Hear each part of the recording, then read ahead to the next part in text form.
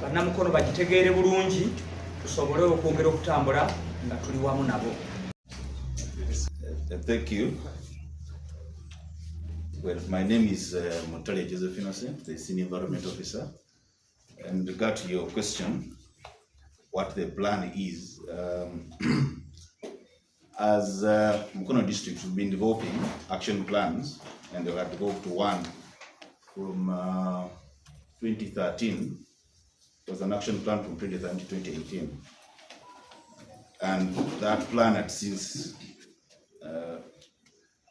expired. So we are renewing the plans, and it's supposed to cover the whole district.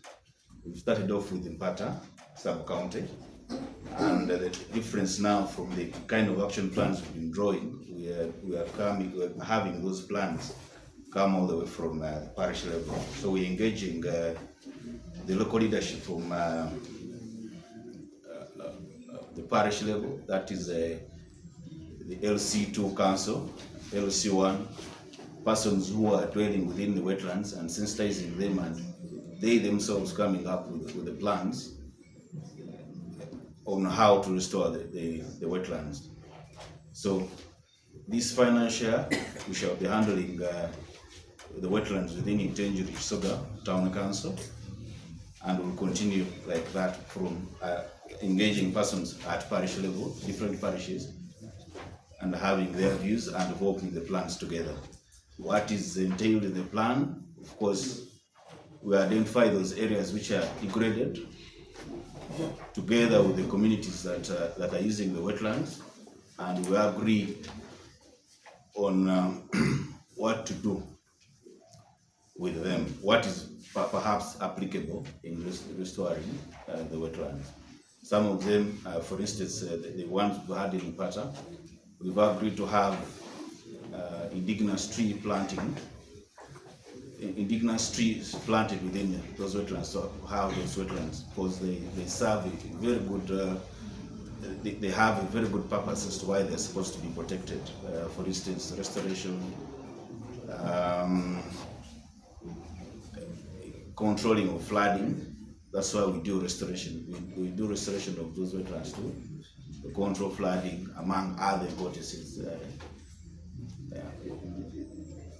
So you're not specific, because like now the cow mentioned about Kisakombe wetland. My interest is, have you already identified, because when you talk about Utenje Kisoga, where?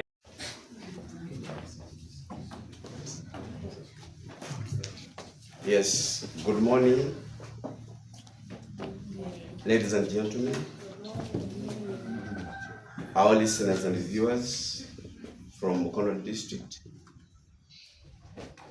I am Haji Asmani Mumuzarova, the District Vice Chairperson, Mukono District Local Government. I'm here on behalf of my District Chairperson, Omana Omwami, Honorable Dr. Reverend Peter Bakari Mukasa, who has not been able to be in this press conference because he's not feeling well. I'm here on behalf of all political leaders in this district to bring on board our people of Mukono District, giving them more light on this program of the Kampala Greater Kampala Metropolitan Arrangement. As you may be aware, ladies and gentlemen, this program has been heard by our people in various sub-counties of our district. Here we are to give more light concerning this good arrangement of the Greater Kampala Metropolitan Arrangement. As you have heard and as you've been hearing, ladies and gentlemen, Mukono district is part of the 4 entities that is going to benefit out of this program. The best and major objective of this program is to enhance improved mobility and accessibility within this Greater Kampala Metropolitan Arrangement, and also to foster resilience and environment sustainability in the region. And then number 3, to create workspaces and employment opportunities for the unemployed youth, women, and economic clusters. Ladies and gentlemen, as you have heard, this program is starting with this financial 2023-2024, and it is going to run for 5 years. This program is funded by World Bank to a tune of 278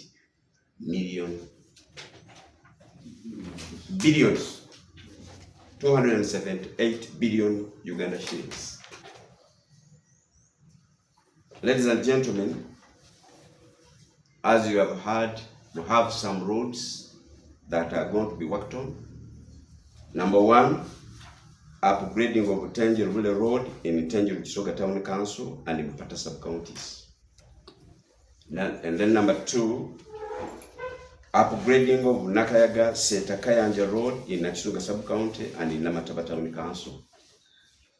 Tenjerule is 18.5 kilometers. And then Nakayaga Setakayanja Road in Nakisunga sub-county and Namataba Town Council is 17.4 kilometers. Then we have the upgrading of Kigombia Seta Road in Nakisunga sub-county, that is 8.8 kilometers. And then the feasibility study and the design of Munsanja Mpunge Kiziru Road in Tenjeru Kisoga Town Council and Mpunge sub-county, 22.4 kilometers. As you have heard, ladies and gentlemen, we also intend to do drainage, construction, and storm water management of Kisakombe Swamp in Katosi Town Council. We also intend to have a design and development of Katosi Public Market in Katosi Town Council. We are also thinking about a design and development of Chetu Mesolita Slab in Nakisunga sub-county. Ladies and gentlemen, our major work as politicians is to request our fellow politicians down there to support this program, because this program is intended to uplift our livelihoods in our areas of jurisdiction. May I call people from these places where these roads are going to be constructed to support this program as we are going to get the information. The upgrading of Tenjerule Road, the 18-kilometer road, we have villages that this road is going to be constructed. We have Lwetega, Bunyama, Mirembe, Bulikasa, Chiyanja, Mugomba, Bujiji, Mpata, Ntunda, Sugurugala, Mubanda, and Bule villages. May I call all viewers and listeners from these villages to support this program, because surely this program is intended to uplift the livelihoods of people in these villages. Then number 2, Nakayaga Seta Kayanja, we have villages of Banda Kyandaza, Kirondo, Kitezi, Kikubanchima, Seta Nazigo, Kirwanyi, Kisoroza, Nawanjuki, Sezibwa, Kungu, and Kayanja. May I use this opportunity to request all people in this area, in these areas, to give support to this program, because purely it is intended to uplift your livelihoods. And then, regarding the upgrading of Kigombya Seta, the 8.8 kilometers, we have villages of Chawambogo, Namuyenje, Nakosi, Makata, and Seta Nazigo. And then, the feasibility study and design of Onsanja and Pongechizuru, the 22.4 kilometers, we have villages of Onsanja, Kalengera, Ngombere, Mengo, Masuju, Kirudu, Mpunge, Chikera, Sango, Kamwanyi, Ruragwe, Movo, and Kiziru. Dear viewers, allow me to use this opportunity to request all the people in these areas to warmly welcome this program, to support this program, because it is intended to uplift the livelihoods of our people in these areas. But the major point I would like to put out, and it should be clearly understood, the intention of this program is to create workspaces and employment opportunities for our youth down there, women down there. For instance, if these markets will be put in place, purely the women will be employed. Our youth in these villages, they will get employment and they will benefit a lot. Thank you, ladies and gentlemen.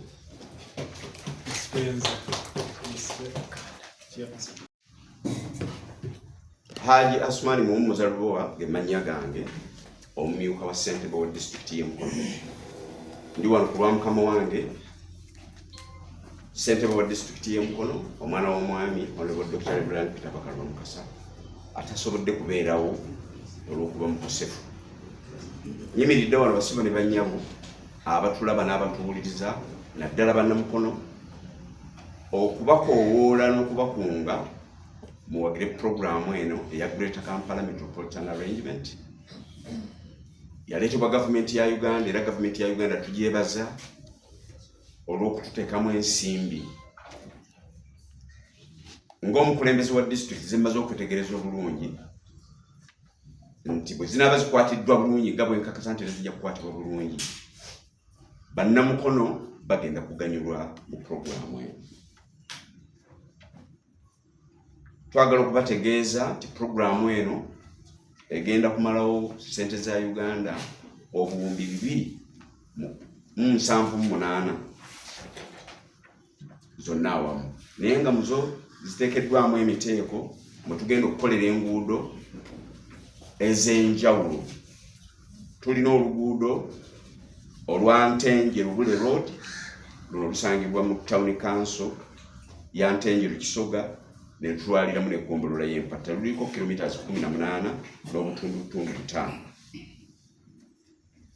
Twongera okutegeeza bannamukono mu programu eno ya Greater Kampala Metropolitan Arrangement tulinamu oluguudo Nakayaga Seta Kayanja nga lusangibwa mu ggombolola y'e Nakisunga ne Namataba Town Council, luliko kilometers 17 n'obutundutundu 4.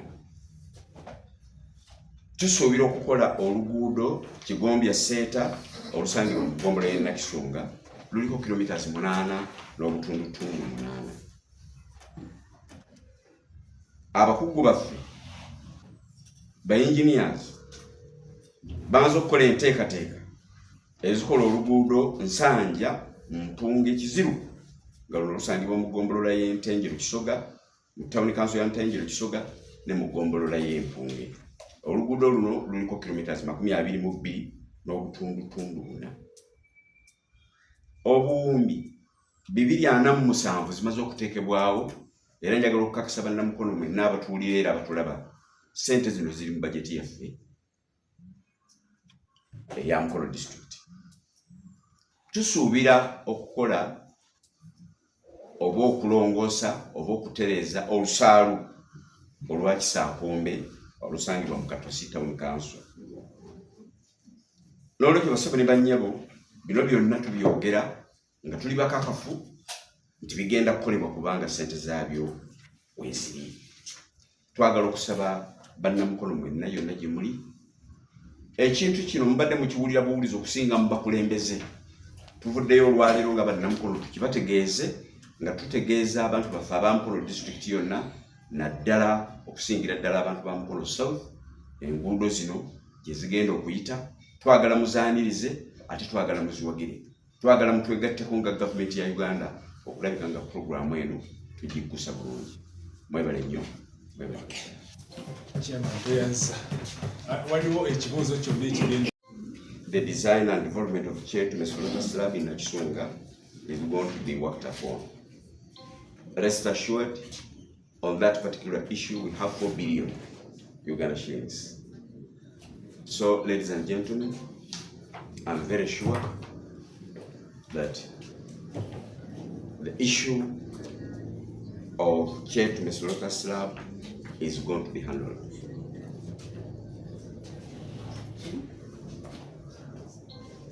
Thank you.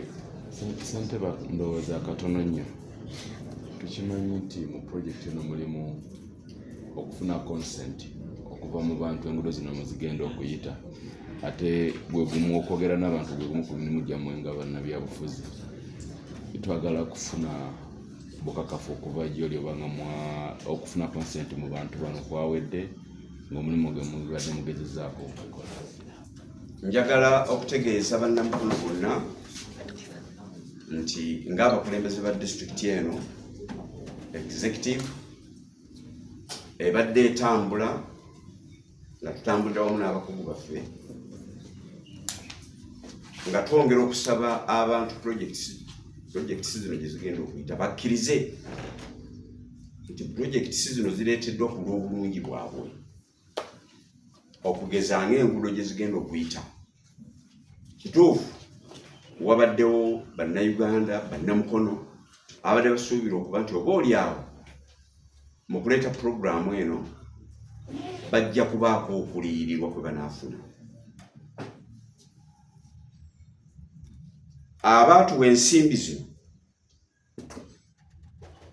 gavumenti ya Uganda n'abagabi b'obuyambi baatusaba ffe ng'abakulembeze tunnyonnyole abantu tubasabe bakkirize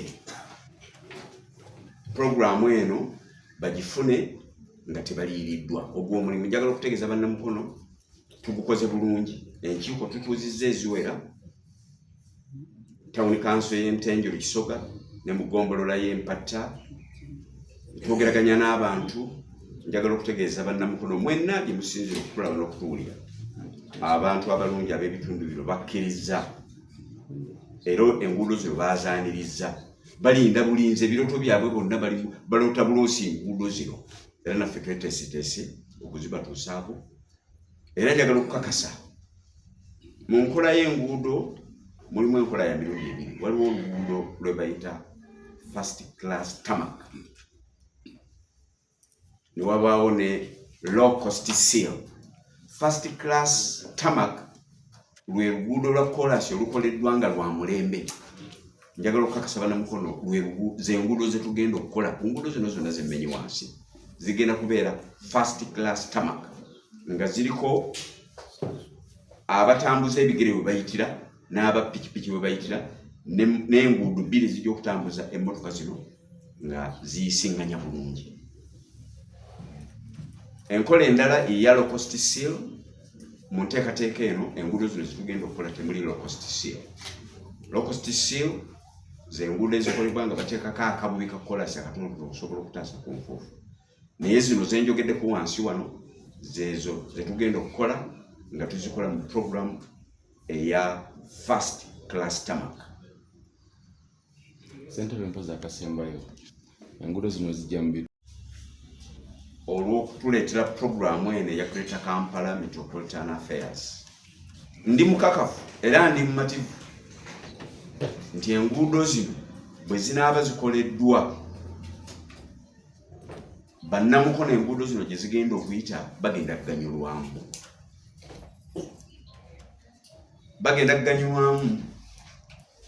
Nti ebyentambula mu bitundu enguudo zino gye zigenda okuyita bigenda kwanguwa. N'ensonga endala bannamukono naddala b'essaza ly'e Nakivumu gye twandyagadde bategeere bulungi, ekigendererwa kya puroguramu eno n'enguudo zino ezigenda okukolebwa kwe kwagala okukendeeza ku mujjuzo oguli ku luguudo lwaffe Kampala Jinja Highway. Mwenna bannamukono omujjuzo omugulaba kati gavumenti yalowooza ng'etwebuuzaako ng'abakulembeze ba mukono tuyinza tutya okukendeeza ku mujjuzo oguli ku luguudo luno, kwe kwagala okuteekawo amakubo gano specifically nga gali mu Mukono South okusobola okudicongestinga oba okukendeeza ku mujjuzo oguli ku luguudo luno lunene olwa Kampala Jinja Highway. Njagala kuba mulanga okutali gwa Kaaba, okutali gwa Kungula, nga nkoowola bannamukono bawogere puroguramu eno. Enguudo zino gye zinaaba zikoleddwa tuleme kubeera ng'abamu bentera okulaba ebyo gye mpitira ng'ate enguudo bazaanikako omutere. Bannamukono temugeza n'omulundi n'ogumu enguudo zino temuzaanikako omutere. Ndi mukakafu nti enguudo zino bwe zinaakolebwa mwenna mukimanyi n'ebbeeyi y'ebitundu byaffe ejja kulinnya, puloti zigenda kulinnya. So buli muntu agenda kweyagalira puroguramu eyo, emirimu gigenda kufunibwa, abavubuka, abakyala. N'olwekyo mwenna mwandize puroguramu eno mugiwagire ku lw'obulungi bwammwe, ate era ffenna twegattire wamu twebaze ne ssekwebaza gavumenti ya Uganda okulemberwa Pulezidenti Yoweri Kaguta Museveni. Elizabeth, Nzeka wa Mukono District, oba Chief Administrative Officer.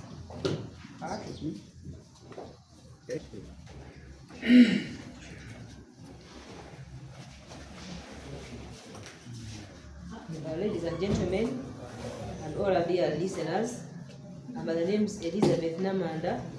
I'm the Kawa Mukono District or Chief Administrative Officer. In this press conference, the objective of this press conference is to brief our listeners and all stakeholders of Mukono District and everybody who is a well-wisher from Mukono District about our program, which is called Greater Kampala Metropolitan Area Urban Development Program. This program is funded by the World Bank and the French Development Agency, and that funding totals 560 billion shillings, and rather million dollars, $560 million. I'll be telling you how the share of Mukono District, but the objective of this project, the key objective of this project is to improve institutional capacity for coordination, management, and operational excellence in order to increase access to an enhanced infrastructure and services. And in this program, as it starts, we shall see that there will be increased mobility and connectivity. This means that we shall have better roads, those that will be in this program. We shall see better roads, improved roads, which will also make this area, Mukono District, a very attractive area to invest in. And then there is a part or a pillar which will enhance job creation and building resilience. For instance, there will be a market that will be built for purposes of creating workspaces so that people can create their own jobs. And then, as an institution, Mukono District Government will also be supported to improve its capacity to deliver this project. And the funding modalities in this program will be two categories. There will be what we call institutional support grants, which will help the district, for instance, in terms of improving the capacity of staff, that is capacity building. There will be improved physical development planning. There will be also attention to the environment and others, as I'll be giving you in details. Then there's also the big four component, which we call the Metropolitan Development Grant. The Metropolitan Development Grant is what is going to be applied to develop the number of roads that we shall be seeing.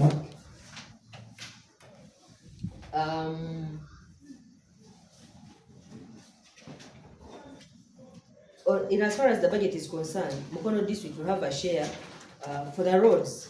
It will be a total of 296 billion.9 over a period of 5 years.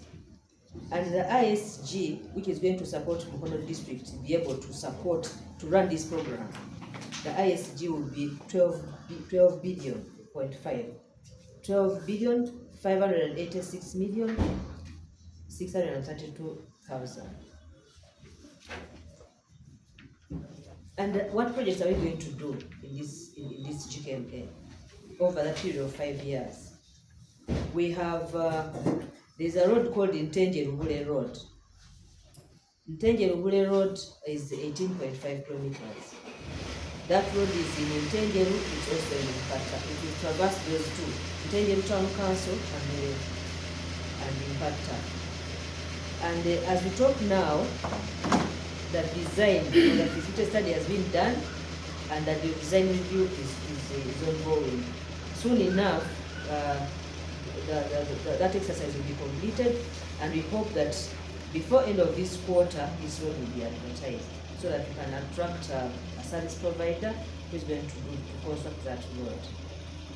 And in the years, maybe in the next, the other road that will be done, not this financial year necessarily, is called Nakayaga Seta Kayanja. This road is 17.4 kilometers, and it is mainly in the Chisunga sub-county and Namataba Town Council. And then we also hope to do Chigombia Seta. Chigombia Seta is 8.8 kilometers. And we also look forward to doing a swamp, an upgrade of a swamp, improvement of a swamp called Chisakombe Swamp, in line with the objective of this program, which is urban resilience and environment. So basically, that is what this program is going to be doing. In terms of the road that we intend to start with, we intend to start with the Ntenje Rubule, and this road is going to be a two-lane road. It's going to be a two-lane road, which is a carriageway of 7 meters. And in some places where there will be trading centers, there will be also walkways, so that people can comfortably enjoy the road. And in trading centers also, we hope that there will be street lights. That is according to the design that has been made. Thank you. Yes. Abakulembeze mwenna n'abantu bonna aba Mukono district ne bannayuganda batuwuliriza, tuzze wano olw'ekigendererwa kubeera nga tubuulira ku bantu ku programu yaffe eno gye tuyita Greater Kampala Metropolitan Area Urban Development Program. Programu eno etwaliramu districts nga 3, mulimu Mpigi, Wakiso ne Mukono ne municipalities zaamu zonna. Kati ffe wano mu Mukono tulina Mukono district ne Mukono municipality. Nze kwogera ku bikwata ku Mukono district local government. Programu eno gavumenti yaffe ya Uganda yafuna ssente okuva mu kitongole ekya World Bank ate n'ekirala ekya French Development Agency. World Bank yawa gavumenti yaffe $1 million 518, ate yo French Development Agency yo neteekako million euros 4 oba $1 million 42. Omugatte ze $1 million 516 n'obutundu obugwamu. Programu eno ya myaka 5, era okutwalira awamu yatandise mu mwaka guno gw'ebyensimbi oguwedde 2023-2024 ng'ekigendererwa kyayo ekulaba nga ekola ku byentambula kwegamba eyongera okutumbula omutindo mu bitundu ebyetoolodde Kampala okukakasa okulaba nga enguudo zaffe zikola bulungi n'okukendeeza ku jjaamu ate nga n'ebyembeera y'obudde tebabisudde ate era n'okutuyambako ffe bagenda okuteeka mu nkola puroguramu eno gamba nga Mukono district okubanga tufuna obumanyirivu obw'enjawulo okubanga tuddukanya puroguramu eno.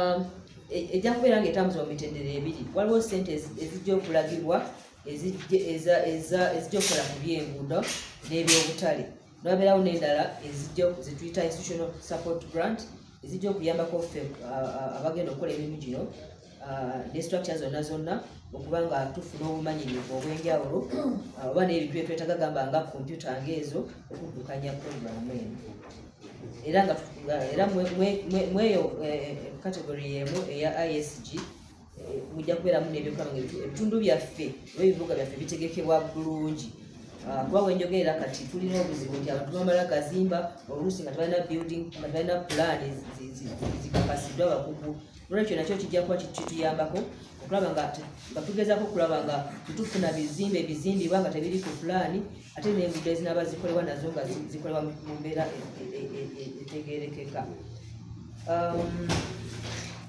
Bajeti yaffe ya disitulikiti okumala emyaka 5 gino gyetugamba egyatandika n'omwaka oguwedde ogw'ebyensimbi 2023-2024 ejja kuba ya buwumbi 296 n'ezigwamu eyo nga yey'enguudo n'endala ey'okutuyambako eyitwayise ISG yajja kuba ya biliyoni 12 mu miliyoni nga 5 n'obutundu obugwamu. Project zetugenda okukola mu puroguramu eno tugenda kusooka n'oluguudo lwayita Ntenje-Lubule. Ntenje-Lubule oludda olwo lwa kilomita 18 n'obutundutundu 5 18.5 kilometers luyita mu bitundu Ntenjeru Town Council, Ntenjeru Kisoga Town Council ne Mpatta sub-county oba eggombolola y'Empatta. Abo twogerera gama tuli beeteefuteefu kubanga puroguramu nga oludda olutandikibwako kubanga abakugu betuyita aba consultants batandika okukola okwekenneenya nga lunaatambula ne byonna byetaagisa era kati bali mu kwekenneenya ebisembayo kyetuyita design review basobole okubanga oluguudo olutulanga batulanga mu mawulire abalina obukugu bw'okukola enguudo ezo eza korasi bajja baddembe okusaba tubeekenneenye tulabe ani anaakola oluguudo olwo tusooka nalwo lwe tuyita flagship project yaffe ey'amakolo lujja kukyusa ekitundu kyaffe ekyo bulungi nnyo era abantu abali bajja kulabira ddala nga mutuufu ekitundu kyabwe kikyusiddwa. Oluguudo lwe tusuubira okukola mu myaka eginaddako waliwo lwe tuyita Nakayaga Kayanja luyita ekitundu kyabwe ekimu kiri Namataba ekirala kiri Nakisunga olwa kilomita 17 n'obutundutundu 4 oba 17.4 kilometers. Olala ye Kigombya Center olwa kilomita 8 n'obutundutundu 8 8.8 kilometers. Ate era n'ekirala tusuubira okubeera nga tukolayo swampu oba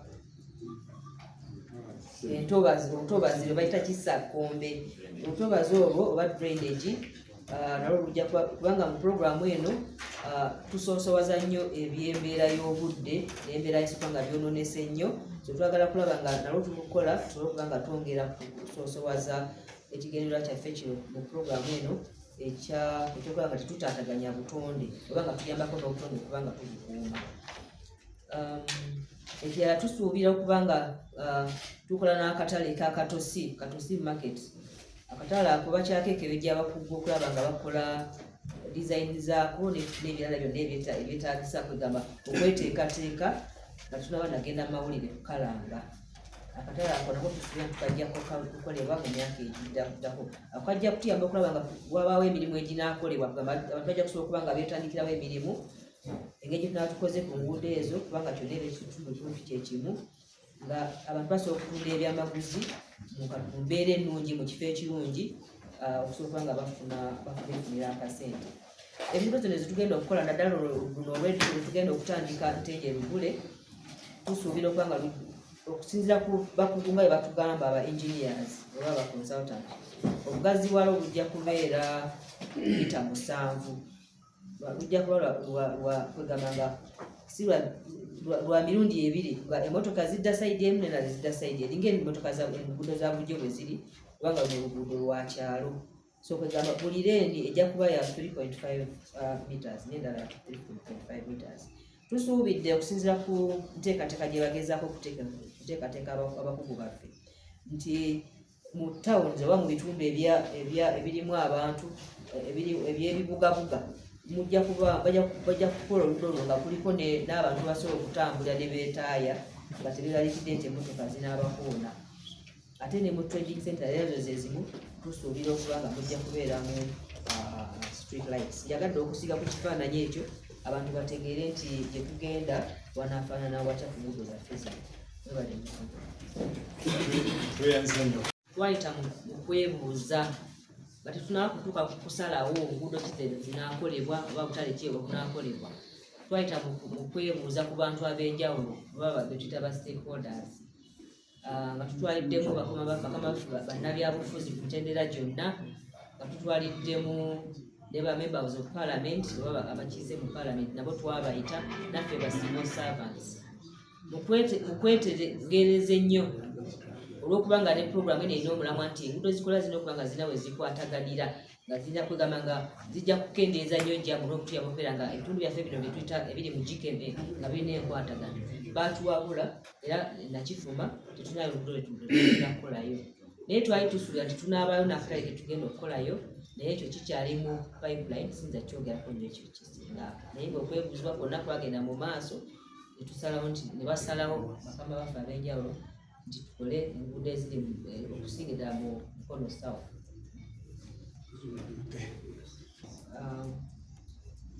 Ng'oggyeko Kisakombe gye tugenda okukola omwala tugukola bulungi ne wetwali okugimproving, waliwo ne program y'okubeera nga tugezaako okuleetera okusomesa abantu okufaayo ku engeri gye tukwatamu obutonde.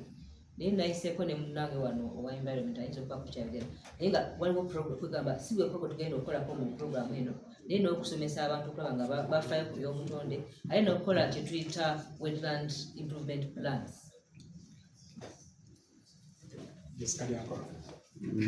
Ekibuuzo ekyange kiri nti enguudo mwe zigenda okuyita abantu bagenda kusasulwayoko kasente abali mu luguudo olwo obw'ekitiibwa.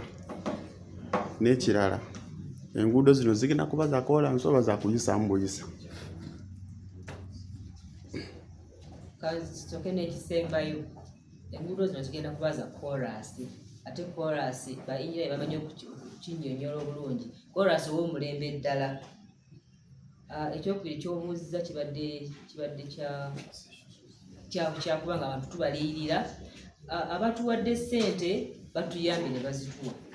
Omanyi omuntu bwakuwa embuzi sirowooza nti ate yakuwa n'omuguwa, kati bo batuwadde embuzi, batuwadde programu eno, tebajja kutuwa muguwa. Basaba abantu b'emukono, tusaba abantu b'emukono nti enguudo yonna gye zigenda okuyita tebagenda kuliyirirwa. Gavumenti yaffe tejja kusobola kubaliyirira olw'ebitundu byabwe bigenda okutwalibwa. Naye ate n'ekyokubiri, enguudo zino already enguudo gye ziri siga tugenda kukola nguudo mpya. N'olwekyo abantu ate twakoze ne program twayitalita dda mu bantu abagenda enguudo zino gye zigenda okuyita, okulaba nga tubabuulira nti gavumenti ejja kusobola baliyirira. Ne wabeerawo n'obweyamu bwe baatuwa nti mu butuufu gavumenti bwe tutandise okukola enguudo zino tebajja kuba baga nti nze tebandiyiridde, kubanga era akatundu bujja kuba butono nnyo obujja okutwalibwa mpozi oba kiyite abantu gye batambulira shoulders. So ekyo kyo gavumenti tejja kusobola kuliyirira abantu, naye ng'abantu balaze nti enguudo bazaaniriza era bazaagalira ddala.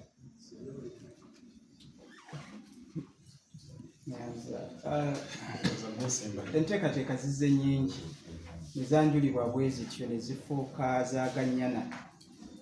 Era omwezi guno gunaggweerako oba ogujja tujja kulaba nga advert nziraninga mu mawulire. I think the reactions are